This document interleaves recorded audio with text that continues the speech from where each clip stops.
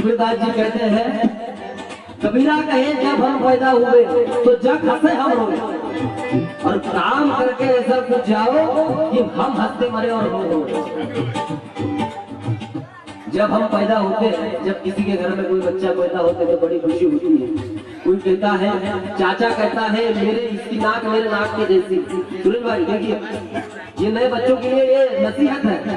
अगर घर में कोई बच्चा पैदा होता है तो उसकी माँ कहती है नहीं इसकी आंखें मेरे जैसी।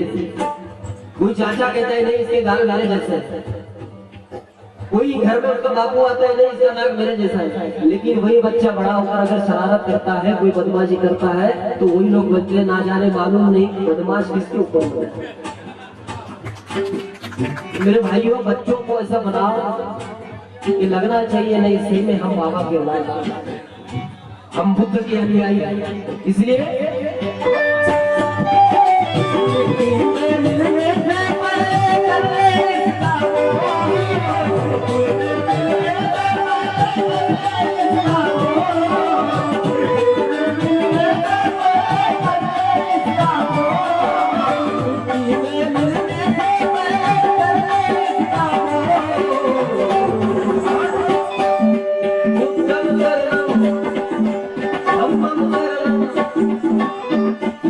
शरणम बोलने से काम नहीं चलेगा।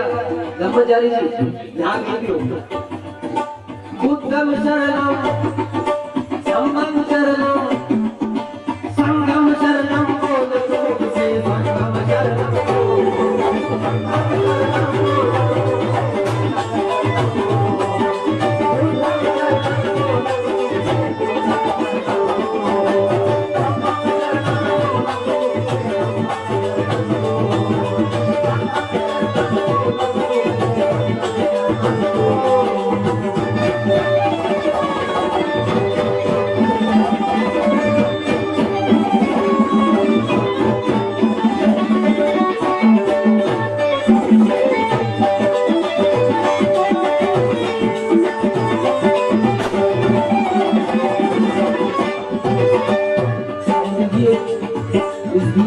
आप लोगों के सामने कहना है, गौतम बुद्ध की तत्वों की जो बात सबने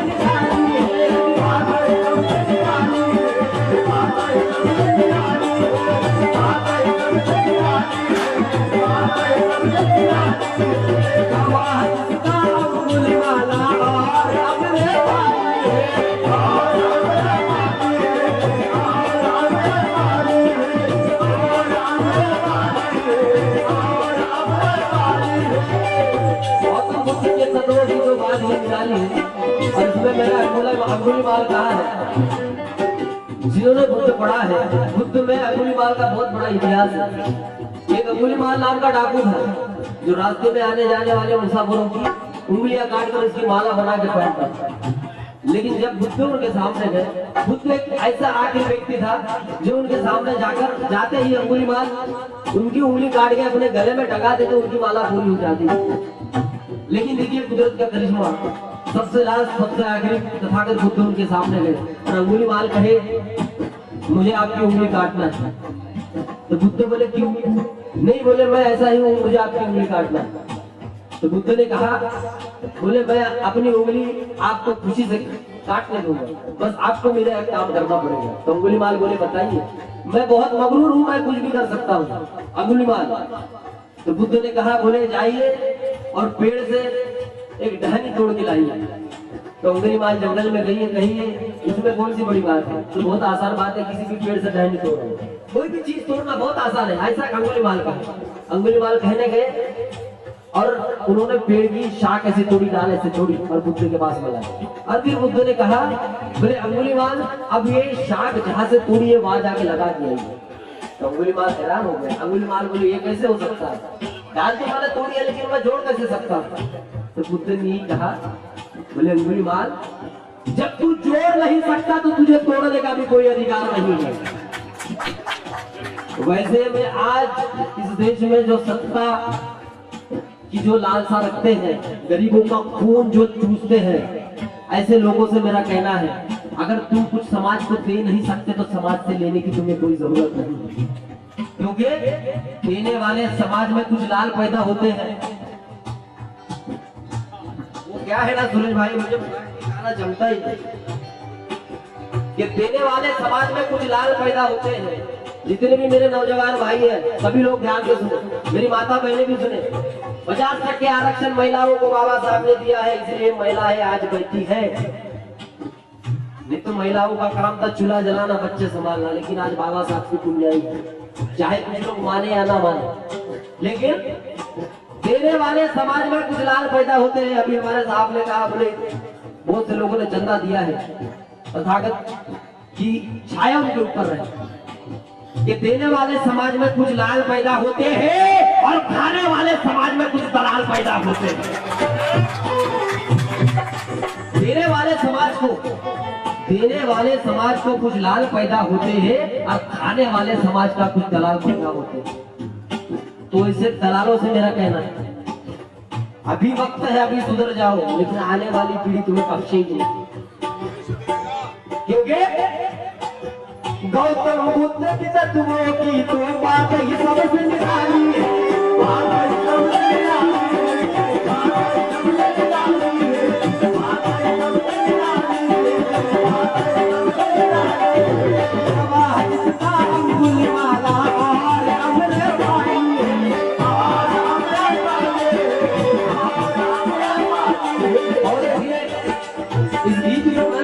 खास करके अंगुलीमाला और आम्रपाली का जिक्र किया है।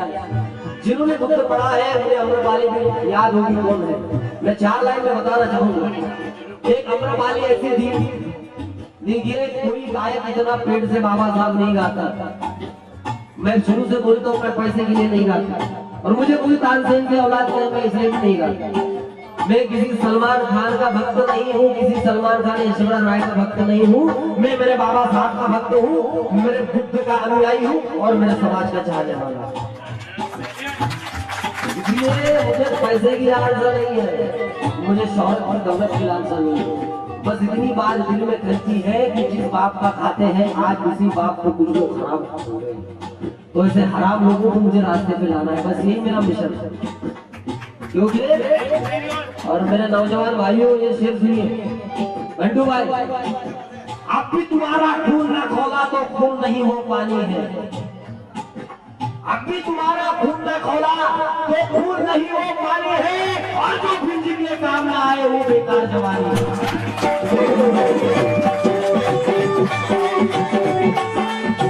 अब भी तेरा खून न खोला तो खून नहीं हो पानी है, और जो बाबा साहब के काम ना आए वो बेकार जवान है। इसलिए देखिए अम्रपाली का किस्सा ऐसा है। अम्रपाली एक वेश्या थी, नगर वधू थी। नगर वधू क्यों थी? क्योंकि वो दिखने में इतनी सुंदर थी कि सभी लोग उसे अपना बनाना चाहते थे। तो उस वक्त के राजा ने क्या किया, उसे नगर वधू बना दिया। देखिए उस अबला के ऊपर कितना अत्याचार हुआ, आज भी होते हैं। महिलाओं को 50% आरक्षण है, 50% भी अत्याचार होना कम नहीं। क्यों नहीं हुए? क्योंकि हम लोग आज भी एक नहीं है। तो देखिए, तो अम्रपाली को नगर वधू बनाया गया। जब वो अम्रपाली आम्रवन में आई तो गांव के सब बच्चे बूढ़े वो अम्रपाली के यहाँ जाने लगे। तो कुछ दिनों के बाद क्या हुआ, उसी एरिया में तथागत बुद्ध थे।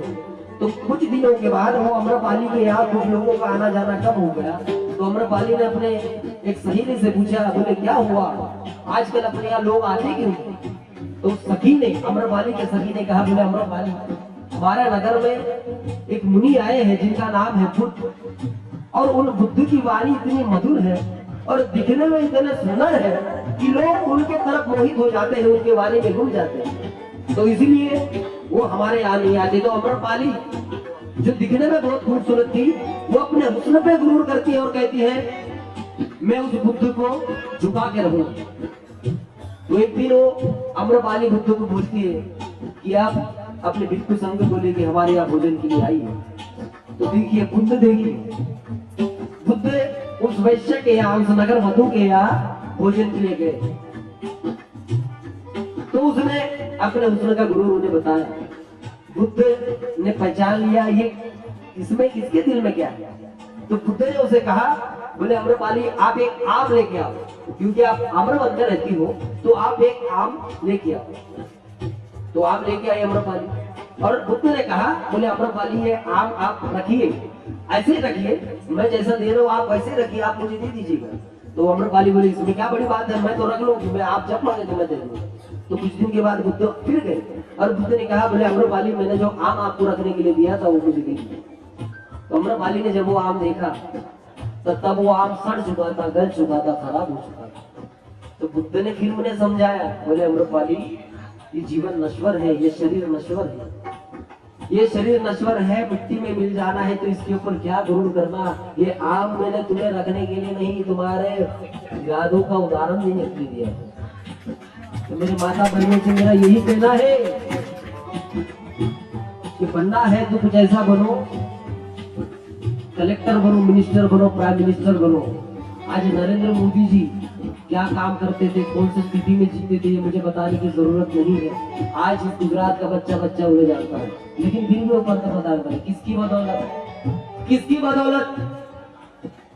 उनकी ताकत नहीं थी पंतप्रधान बनने की। ये मेरा चैलेंज है, मैं किसी के बाप से डरता नहीं, क्योंकि मुझे संविधान पढ़ा है, मुझे सब कल में याद है। मैं एक्ट के साथ बोलता हूँ, क्योंकि मैं बाबा का बच्चा हूँ।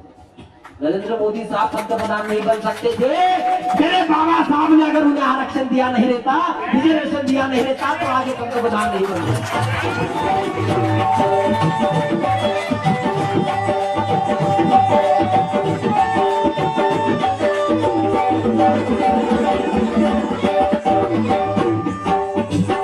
अगर बाबा साहब ने उन्हें आरक्षण दिया नहीं रहता तो मोदी साहब आज पंतप्रधान नहीं बने रहते। लेकिन मुझे इस बात का बड़ा दुख होता है सुरेश भाई कि गरीब परिस्थिति में से उभर कर भी जिनका कोई इतिहास ही नहीं है, ऐसे लोग इस देश के पंतप्रधान बन रहे हैं, मुख्यमंत्री बन रहे हैं। लेकिन हमारे बाबा साहब ने इतनी किताबें पढ़ी, अब चपरासी भी नहीं बन पाते। ये बड़े दुख की बात है। इसलिए मेरा कहना है वो भारत के वासी है तो हम भी आदिवासी। आदिवासी बोले कोई जात नहीं, आदिवासी बोले तो आदिवासी, आदि पहले से रहने वाले, मूल निवासी। तो वो भारत के वासी है तो हम भी आदिवासी है। और प्यारी तुम्हारी काशी तो प्यारी हमारी साची है। अरे फिर भी वामन तेरी जत्था क्यों सदियों से प्यासी है, हमें उसके सारे अवसर है तो तेरे क्यों चपरासी है।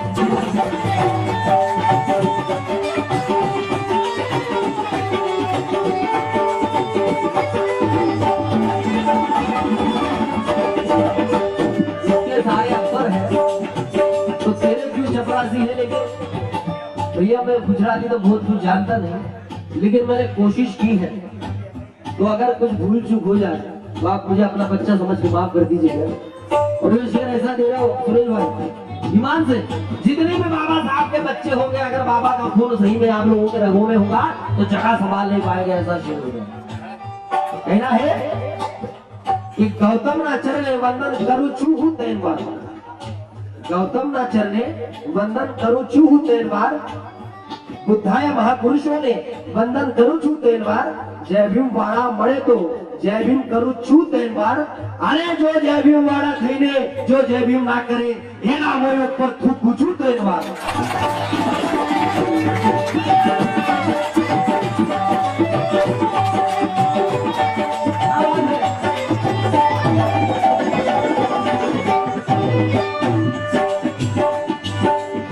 अगर हिंदी में कहा जाए तो हिंदी में ऐसा कहा जाएगा कि गौतम के चरणों में झुकता हूं मैं 3 बार, गौतम के चरणों में झुकता हूं मैं 3 बार। और सुरेश भाई ये मेरा मशवरा है, जितने भी लोग जय भीम नहीं कहते ना, उन तक ये मेरा मैसेज पहुंचा देना कि विकास भारती ऐसा कहते थे।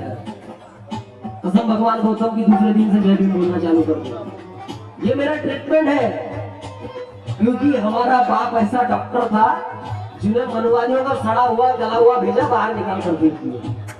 आज तो पाने पेंसिल से पूछते डॉक्टर करते हैं इलाज, लेकिन मेरे बाप ने कलम से पूरा बुद्धि का ऑपरेशन किया, पूरे दिमाग का ऑपरेशन।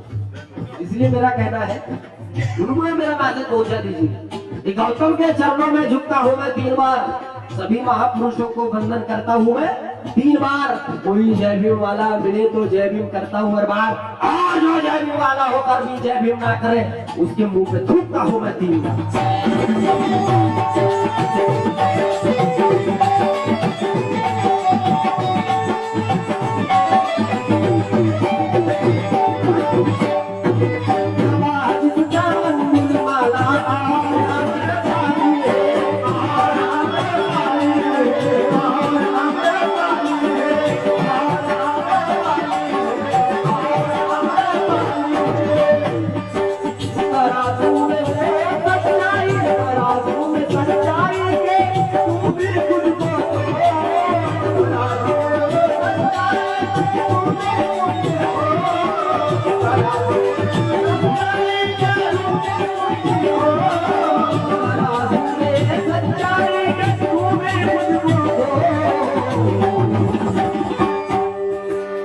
सभी लोग हाथ जोड़ के कहिए, हाथ जोड़िए, जोड़ना ही पड़ेगा क्योंकि भीम के लगते जिगर आगे इधर आधे एक साथ कब आएंगे। कौन कहता है हम एक नहीं है, कौन कहता है हम एक नहीं है, फर्क इतना है हम एक नहीं है। एक हो सकते हैं लेकिन कब?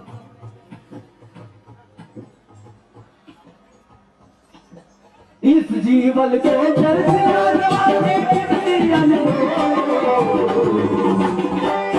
बात आप हाथ